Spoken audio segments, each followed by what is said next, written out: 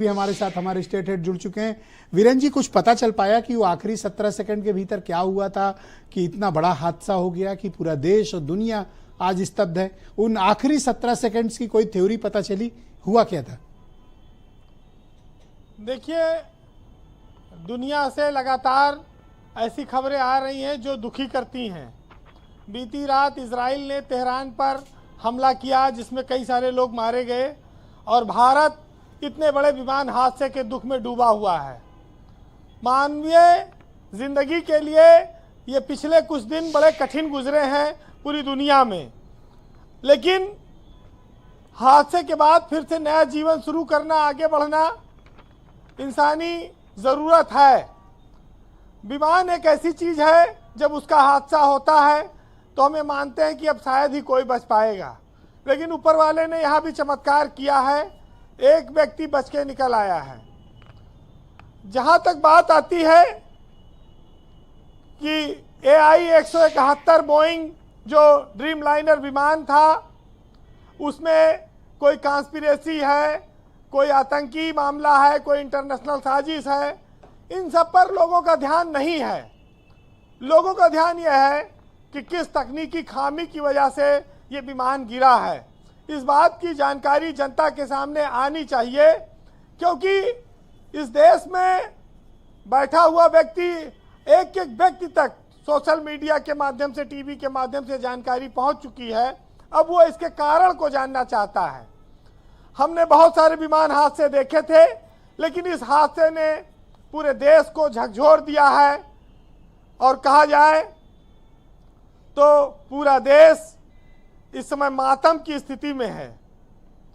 ब्रिजेश जी, एक पल में सब कुछ तबाह होना विमान हादसे में ही संभव है और ये अपनी आंखों से लोगों ने देखा है। ये DVR की जो बात कही जा रही है, ये उसी हॉस्टल की छत से बरामद हुआ है, मेस की, जहां पर ये जहाज गिरा था। अब जांच होगी, लेकिन सवाल ड्रीम लाइनर पर बहुत सारे खड़े हुए हैं। क्या उसके निर्माण में कोई तकनीकी खामी है या उसके अंदर पैटर्न आधारित कोई खामी है जिसकी वजह से बहुत सारी घटनाएं हो रही हैं। तापमान 43 डिग्री सेंटीग्रेड था उस समय गुजरात में जी, और बताते हैं कि विशेषज्ञ कि जब गर्मी ज़्यादा होती है तो हवा पतली हो जाती है और जिसकी वजह से जो लिफ्ट होता है और जो थ्रस्ट होता है वो कम पड़ जाता है, कम होने लगता है, उतना दबाव नहीं बना पाता। थ्रस्ट की जो हिंदी में भाषा है उसमें यह है कि किसी चीज़ को बहुत ताकत से ढकेलना। तो कोई बहुत भारी वस्तु है, अगर उसको बहुत तेजी से धक्का लगाया जाएगा बलपूर्वक, पर वीरेन जी एक थ्योरी मैं आपको बताऊं, मिडिल ईस्ट के जितने भी एयरपोर्ट हैं, चाहे सऊदी अरेबिया का देख लीजिए, कतर देख लीजिए, दुबई देख लीजिए, वहां तो टेम्परेचर 55 डिग्री तक पहुंच जाता है और सारे क्राफ्ट नॉर्मली रिस्पॉन्ड करते हैं, टेक ऑफ लैंडिंग करते हैं। यहाँ 40-45 पे अगर सिर्फ ये रीजन पे गिर जाए तो ये बहुत बड़ी गंभीर बात होगी। वीरेन जी, नहीं, एक संभावना, एक बात रखी गई है। तापमान, उसके पीछे क्या कारण हो सकता है ये तो फ्यूचर में पता चलेगा। आप इस पूरे घटनाक्रम को क्या मानवीय चूक मान सकते हैं? ये विशेषज्ञ लोग बताएं, क्योंकि स्पीड बहुत ज़्यादा नहीं थी, ऊंचाई बहुत ज़्यादा नहीं थी। क्या ऐसी परेशानी आई कि पायलट निर्णय नहीं कर पाए?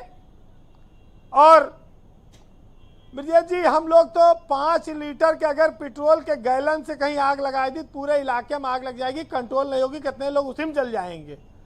और 1,20,000 लीटर पेट्रोल जहाज में था, कितनी भयानक आग जलती है और जो लोग थे उनके 100 किस तरह से जले होंगे इसकी कल्पना नहीं हो सकती।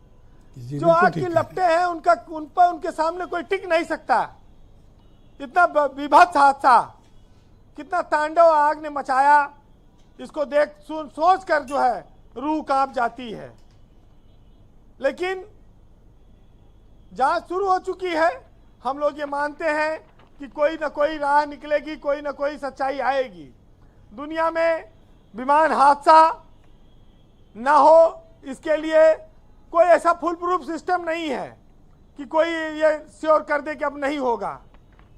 कुछ चीज़ें ऐसी आती हैं जो तकनीकी तौर पर बताई जा रही हैं कि अगर ऐसा ना होता तो ये घटना ना होती जी। कहते हैं कि जब टेक ऑफ का समय होता है उस समय कुछ कॉन्फ़िगरेशन एरर अगर आ जाता है तो इसका मतलब है कि विमान की उन सेटिंग्स में गलती है जो उसे सही ढंग से उड़ान भरने से रोक देती हैं।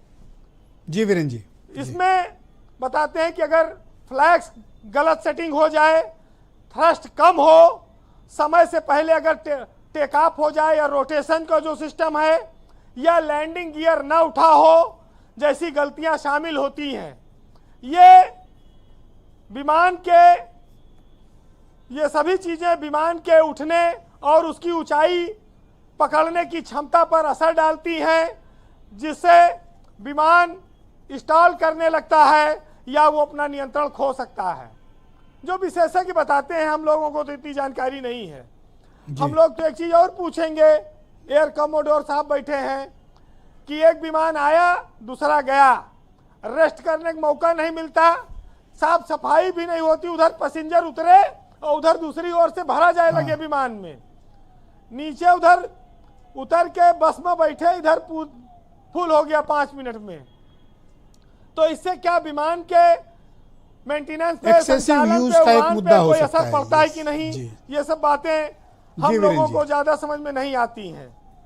लेकिन इतना जरूर कहूंगा कि वो जो जा रहे थे सफर से मौत के आगोश में सो गए, कुछ सपने टूटे ऐसे कि कहीं वो कुछ लोग यादों के साथ हादसों में खो गए, और जिनकी संतानें घर पर उनका इंतजार कर रही थी, शायद अब मौत ही की सूचना ही उनके जीवन का अंतिम सत्य बनकर रह गई। जी वीरेन जी, आपका बहुत शुक्रिया, धन्यवाद हमारे साथ जुड़ने के लिए। ग्राउंड जीरो से फीडबैक, ओपिनियन, ऑब्जर्वेशन और आम लोग क्या धारणा रखते हैं इसके बारे में आपने अपना पक्ष रखा। बहुत शुक्रिया और धन्यवाद बहनों।